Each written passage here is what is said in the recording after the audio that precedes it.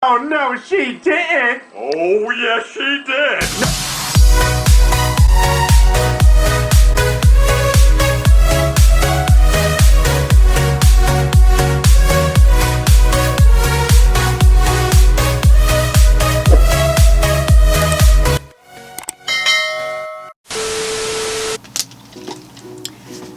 This is weird. Okay, hey. I haven't done that so long, it sounds absolutely weird to say now. Now, my voice just broke. Okay. Whew. Hey, it's your girl Soso. So, hi guys. What is wrong with me? Have y'all been? What's poppin'? Whatever. Is that my neighbor? No, okay. So, yeah. As you can tell from the title of the video, a bitch got the Corona. Yeah, not ideal. I would not recommend.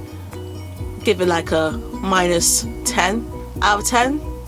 If that's being generous, I don't know. But yeah, that's why I've basically been kind of MIA on all my socials. Well, obviously, like when I was getting a bit stronger, I was posting a bit more in terms of like, you know, activism and stuff like that. So like that was literally all I could have strength. Like even in my weakest moments, I was like, activism, Black Lives Matter, Indigenous lives matter. I was just like, no, the work will never stop, basically.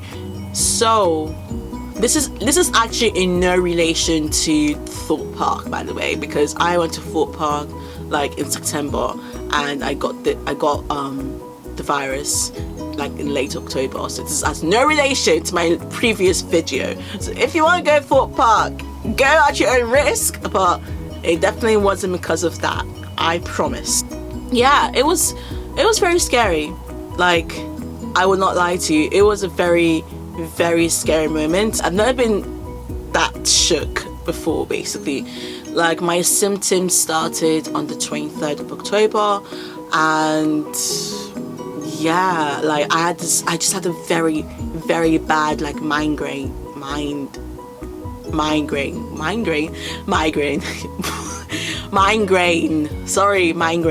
like it was just so bad. Like I could literally feel it in between like my eyebrow, like just right there. Like it was just like pulsing, basically. It just hurt so much. I've never experienced that sort of like, you know, headache in my entire life. It was just so consistent as well. Like when I got the symptoms, like the slight migraine on Thursday, literally the day after, like it just persisted onto that.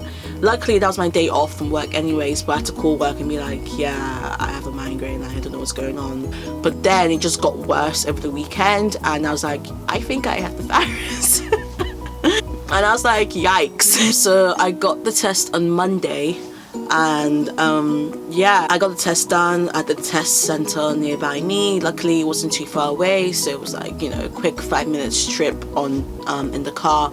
And yeah, they didn't actually do it for you. Like in the videos I've seen people, you know, the healthcare people, like, you know, shoving the bloody thing up your nose and stuff like that. But I had to do it. I was like, why do I have to do it? Like, because obviously human beings, like, we don't want to hurt ourselves. Like, it's kind of like we actually can't hurt ourselves. Our brain, like, will send receptors or whatever. I mean, like, what are you doing? You can't hurt yourself. So it's just like, you know, I was like, like I had to like do the thing at the back of my throat.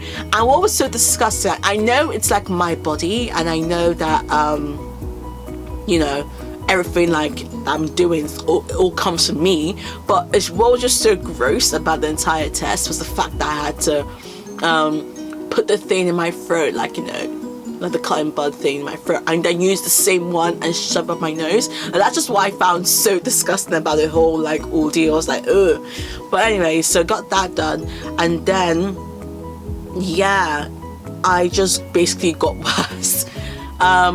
The weekend before I got the test, I have never felt so weak. That's that, like, because I felt so weak, that's why I was just like, I think I have to just get a test just to make sure that it's this and not something worse.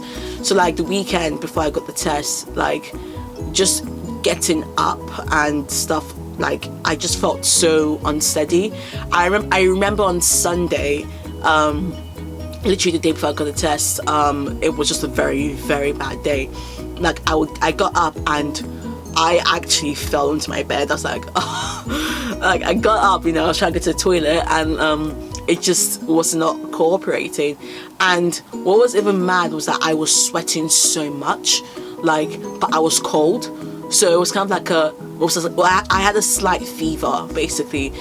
So when I went to the toilet, did my business, or when I was doing my business, I was basically shivering as I sat on the toilet seat, and I could literally see the sweat beads on my skin. I was shivering when you're shivering so fast, you're basically still. I was shivering like that, but I could see the sweat on my legs, on my arms, on my face. I could literally feel myself sweating, and I think that day, that was the one day. That was one of the days where I was just like, oh my god, what the fuck? That was one of the days where I was like, shit. This is scary. This is really, really scary. So yeah, I got the test, and then a couple of days after, I was just vibing. Okay, I wasn't vibing. I really wasn't vibing. But the fever was gone, so I just had the slight fever on Sunday, so I was gone the next day, thank God. But the headache still persisted. I was still feeling very weak. I was getting back pains. Literally, I was just getting a variety of symptoms that I was like, why? And I think it was due to the fact that each day brought a new sort of pain, that it kind of worried me that, oh, what's going to be next after this? Because I had a very slight cough. So I was genuinely scared that I would get pneumonia. I can't say the word. It's it's cold. Don't just it's hot just because the weather is getting hotter. Listen, because for pneumonia is no joke. You will catch for pneumonia if you don't dress it warm, dress it to the weather. It's no joke. That's serious. Please don't play around. For pneumonia, for real, for real. If you gonna get for pneumonia, if you don't dress it warm, so make sure you dress it warm, all right? But that thing with your lungs, I was so scared that was gonna be the next step of this entire thing, because it's scary. Because I didn't want to go to the hospital and have a bloody thing teaching my lungs to breathe or doing my lungs job for me, basically.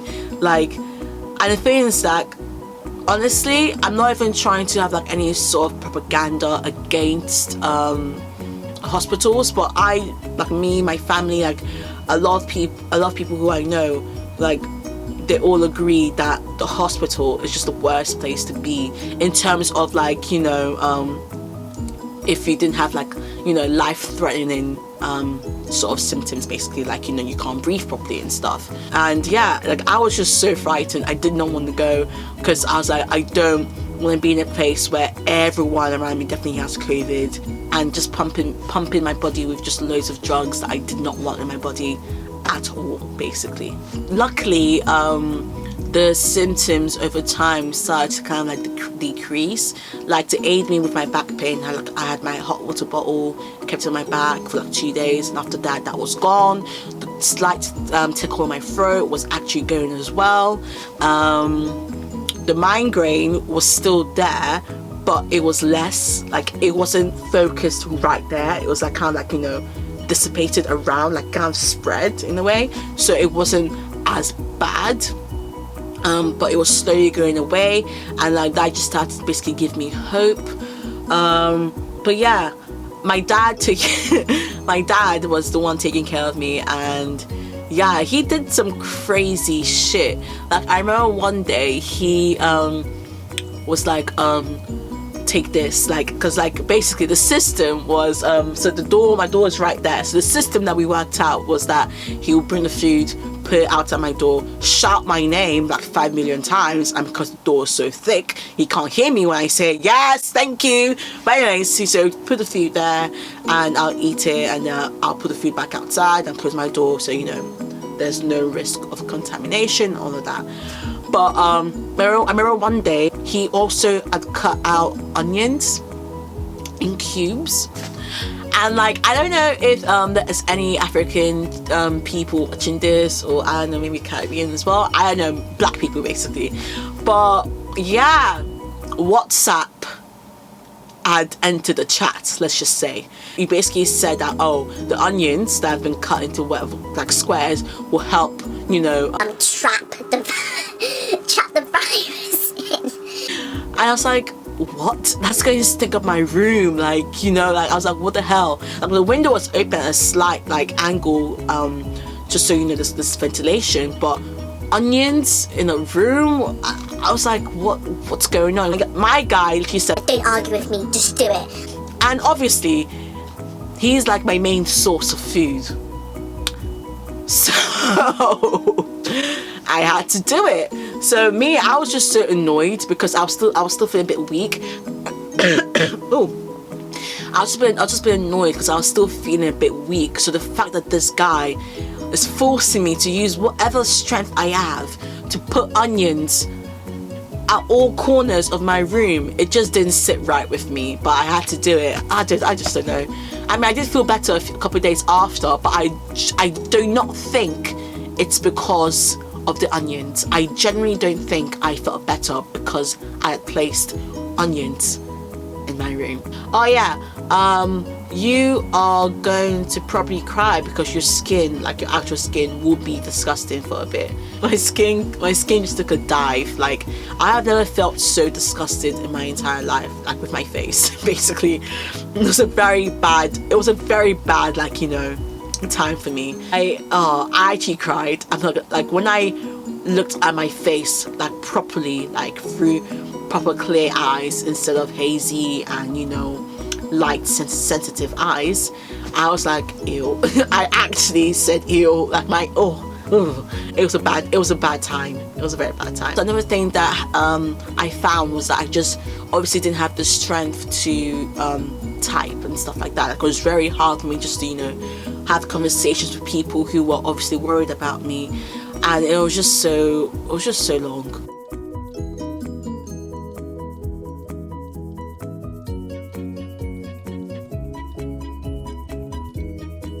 It was actually so long. Like, I had to either FaceTime them or just be on a call with them. But even that took a lot out of me, you know, just talking. And that was something that my mum didn't understand because she's currently in Nigeria, and obviously when I was diagnosed with it, she was very worried, which is completely understandable. But she would always try to call me every time, like every day, and like, it would be at times where I would either be sleeping. Oh yeah, I was sleeping a lot. I slept like practically 18 hours out of a day. But anyways, so whenever she would call, I was either going to be sleeping or I just did not want to talk to anyone, basically. Like, I did not have the strength to basically be like, yes, I'm fine. And I feel like that made me kind of seem like a brat in a way. But I was sick, okay? I was basically, I was, you know, on the brink of death. I would like, you know, say I was literally about to die, and people thought, you know, they mattered more, and that is just, you know, selfish. That's what I say. It's selfish. I'm just like, I just thank the universe, basically. I just thank whatever powers may be for keeping me alive. There was a point where, when, you know, all my symptoms of the back pain, the cough, the sleeping all the time, the weakness, the slight fever, there was a point where the headache, there was a point where when all of those symptoms were present, I genuinely thought that shit, am I even gonna wake up the next day? Like, obviously looking back on it right now, in comparison to other people who are obviously in the hospital, I would say that my symptoms were very mild. But when everything was just, you know, kind of like, you know, coming on top of each other, and like, I was just in my room, my four walls, it was always dark because I just had, I had a very bad sensitivity to the light, so my curtains were closed. So it was just like when you're just in your own, like, you know, in your own space for that long period of time, all the symptoms are there. You literally have no one to talk to because you don't have the strength to talk to anyone because it just takes a lot out of you. It just all like made me feel a bit like depressed. I was like a bit like, you know, am I gonna make it at all, basically? which is very depressing, but that's the truth, and that's my truth basically. But yeah, I'm alive. But yeah, so like this video is just like a little update as to why I've been MIA for the past month. I got a second test 2 weeks ago and it still came out positive, which is just so annoying. This 4 walls is all I've known since the 23rd of October. So imagine my joy and, you know, happiness when I found out I was still positive. So basically right now we are in the waiting game. I'm actually booking the tests for next week. I think everyone in this house will be very happy if I tested negative, solely because I don't want to get infected and die, which is understandable. What's so funny is that I'm basically like a walking nuclear bomb in my house. Like no one wants to come next to me at all for fear they may catch it. So it's like completely understandable that everyone wants me to, you know, test negative the 3rd time. Why is this? So this is the part of the video where I can give you some tips on like how to basically make your stay at, you know, à la maison bien. This is basically what I think has definitely worked for me. Hydrate yourself, make sure you're drinking loads of water.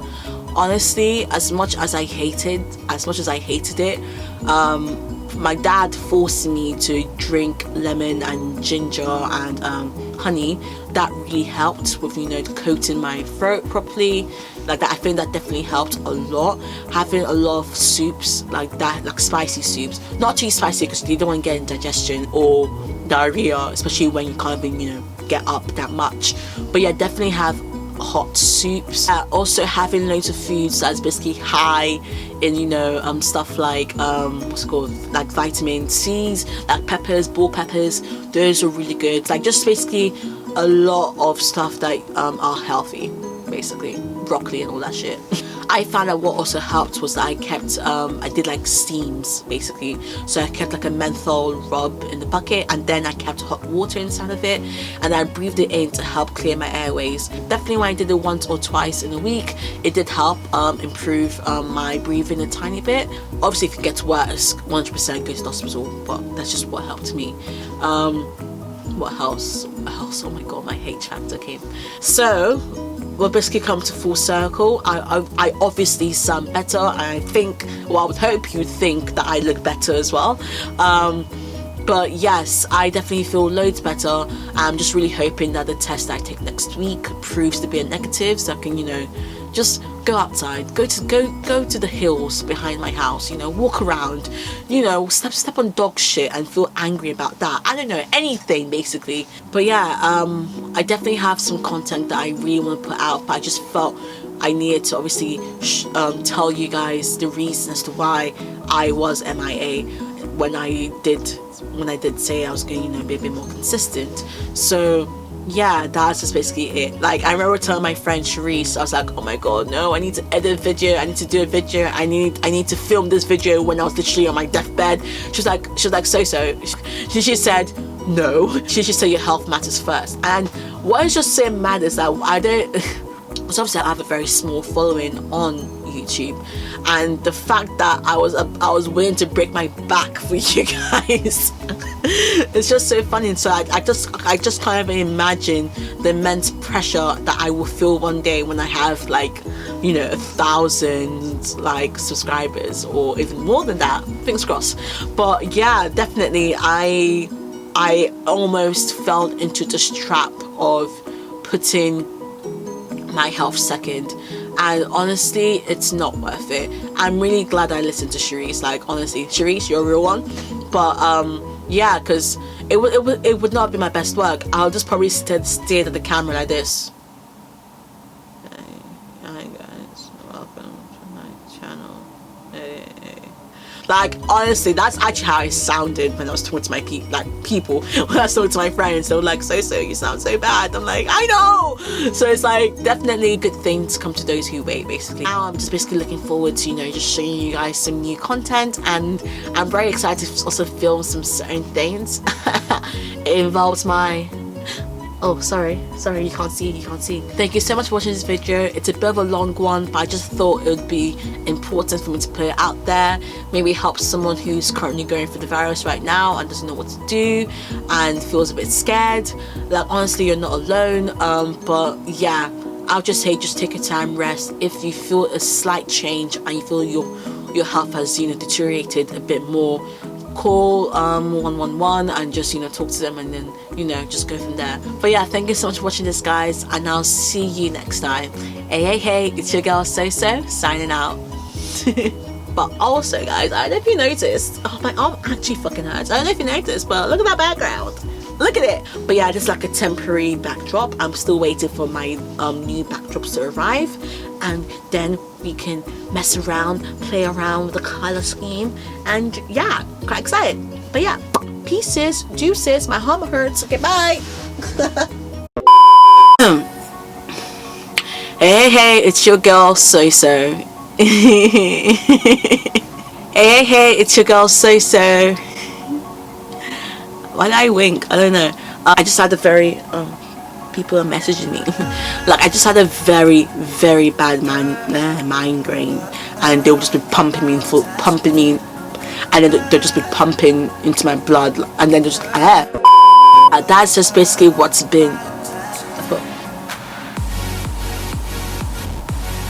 I just heard a doorbell ring. Sorry, I'm just wondering who's here. Oh, sorry, my sister's calling me. Hello. Hi. Afternoon. No, just leave it, because that's been left for 3 days anyway, so it's fine. Oh, also, I'm hungry. Like, vitamin. I say vitamins, but apparently it's vitamins. I don't know. Need help if you have a bit of. Oh my god, I can't speak English. Yeah. Fucking hell, that was long. That was so long. Oh, my arm hurts. But yes, thank you so much for watching this, and I'll see you guys next time. Hey, it's your girl Soso signing out.